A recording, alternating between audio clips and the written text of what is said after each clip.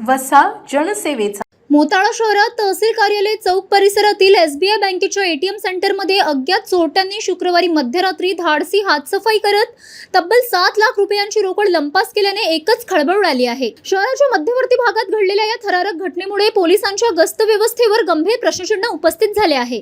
चोरट्यांनी अत्यंत नियोजनबद्ध पद्धतीने एटीएम मशीन फोडून रोकड काढून नेली। सकाळी नागरिकांच्या लक्षात हा प्रकार आल्यानंतर तत्काळ बोराखेडी पोलिसांना माहिती देण्यात आली। घटनास्थळी पोलिसांनी धाव घेऊन पंचनामा करत तपास सुरू केला। घटनेची माहिती मिळताच जिल्हा पोलीस अधीक्षक निलेश तांबे यांनी घटनास्थळी भेट देऊन परिस्थितीचा आढावा घेतला। स्थानिक गुन्हे शाखा, फॉरेन्सिक पथक आणि वरिष्ठ अधिकाऱ्यांनी घटनास्थळाची कसून पाहणी करून तपासाची दिशा ठरवली आहे। एटीएम सेंटरमधील सीसीटीव्ही फुटेज ताब्यात घेण्यात आले असून त्याची बारकाईने तपासणी सुरू आहे।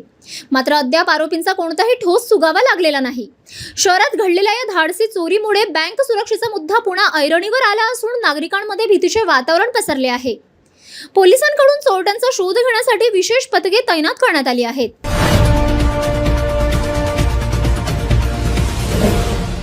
सिटी न्यूज वसा जनसेवेचा।